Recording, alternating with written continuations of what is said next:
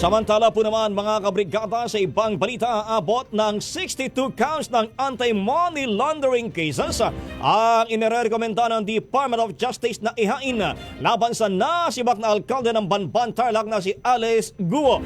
Batay sa sakdal, ang pagkakaugnay ng respondent na si Alice Liel Guo sa grand scheme ay hindi kayang ma-overemphasized.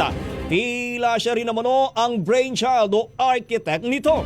Samantala, maliban po kay Guo, 31 counts ng attempting to conspire to commit money laundering naman ang nirekomendang ihain laban po sa mga magulang at kapatid ng suspended mayor, maging sa mga opisyal ng mga kumpanyang dawit sa Banban operation.